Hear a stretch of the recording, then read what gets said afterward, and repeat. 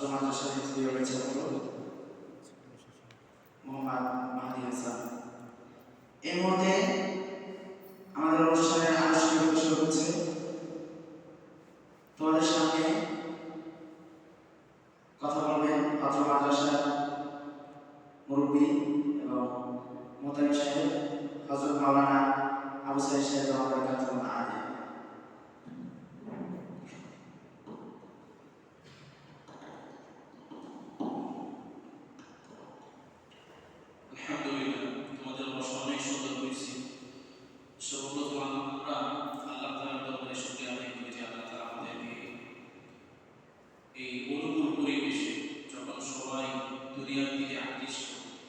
দুনিয়া নিয়ে ব্যস্ত এই সময় আল্লাহ তাআলা আমাদেরকে দিন শিক্ষার জন্য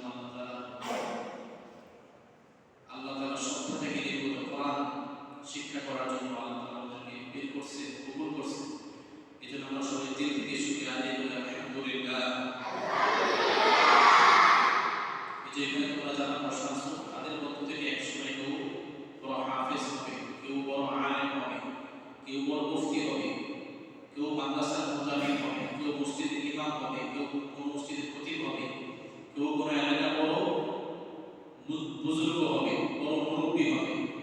তোমাদের এখান থেকেই হবে। এর জন্য আমাদেরকে এখন থেকে প্র্যাকটিস করতে হবে, এখন থেকে ভালোভাবে এলেম শিখতে হবে। যদি ভালোভাবে এখন থেকে এলেম না শিখি এবং সেটা যদি আবার ব্যক্ত না করি, ব্যক্ত করার যে পদ্ধতি এটাও যদি না শিখি, তাহলে এলেম আমার ভিতরে অনেক থাকবে ঠিকই, কিন্তু আমি আমার এলেম দ্বারা মানুষকে উপকার পৌঁছাইতে পারবো না। মানুষকে কি পারবো না? উপকার পৌঁছাইতে পারবো না। এই জন্য এলেম শিখতে হবে, এটা ব্যক্ত করার পদ্ধতিও জানতে হবে। রাসূলুল্লাহ সাল্লাল্লাহু আলাইহি ওয়াসাল্লাম বলেছেন, "বাল্লিগু আন্নী ওয়ালাউ আয়া", আমার পক্ষ হইতে একটি আয়াত হইলেও অপরকে পৌঁছাইতে দাও। মানে তুমি একটা আয়াত জানছো, তো তুমি একটি আয়াত আরেক বান্দার কাছে পৌঁছানোর জন্য তোমার এই পদ্ধতিও তোমার শিখতে লাগবে, তুমি এটা পৌঁছাইতে পারবে। এজন্য আমরা আল্লাহ তাআলা আমাদেরকে যে রাস্তায় নিয়ে আসছেন, যে ইলমের রাস্তায় নিয়ে আসছেন, এই ইলমের চূড়ান্ত পর্যায়ে পৌঁছার আগ পর্যন্ত আমরা সবাই কি করে যাব? জানতর মেহনত করে যাব। কে কে আমরা মেহনত করে ইলম শিখবো? কারা কারা মেহনত করে ইলম শিখবো? মাশাআল্লাহ, আল্লাহ সকলকে কবুল করুন। হাত নামাও। দেখো অনেক ছাত্র ছিল, আমাদের সাথে ছিল না, অনেক বাসায় চলে গেছে। আসলে যাদেরকে আল্লাহ তাআলা কবুল করেন তারাই এই মজমায় বসার তৌফিক পান। সবাইকে মজমায় বসতে পারবে না। আবার যারা আমরা বসছি আমরা সবাই যাব বলতে পারবো এরকম না। তবে হ্যাঁ, তুমি যদি বাদ করে যাও হতাশা হওয়ার কিছু নেই, যে হয়তো এই সপ্তাহে আমি ভালোভাবে বলতে পারি নাই, ইনশাআল্লাহ আমি আগামী সপ্তাহে অবশ্যই বলবো। হ্যাঁ, এই সপ্তাহে হয়তো আমার বলাটা সুন্দর হয় নাই, তিলাওয়াতটা সুন্দর হয় নাই, উস্তাদ বলছে আরো সুন্দর হইতে হবে, তখন আমি আগামী সপ্তাহের জন্য আরো কি করবো? আরো ভালোভাবে প্রস্তুতি নেব।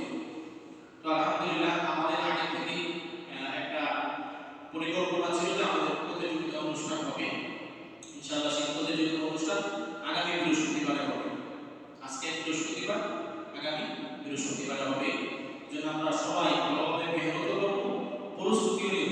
একসাথে নিয়ে প্রস্তুতি, একটা হচ্ছে আমাদের যে অনুষ্ঠান হবে অনুষ্ঠানের প্রস্তুতির সাথে সাথে আমাদের পরীক্ষারও প্রস্তুতি হয়ে যাবে। এই যে অনুষ্ঠানটা যেভাবে আমাদেরকে তালিম দেয়, যেভাবে আমাদেরকে নিয়মকানুন বলে, আমরা ইনশাআল্লাহ সেভাবে মানব ইনশাআল্লাহ। আল্লাহ আমাদের সকলকে কবুল করুন, সকলে বলি আমিন। এখন ইনশাআল্লাহ সুন্দরভাবে অনুষ্ঠান চলবে। আমি আশা করব তোমরা একদম অনুষ্ঠানের শেষ পর্যন্ত সবাই আদবের সাথে, ইহতিরামের সাথে এবং এই মজলিসটাকে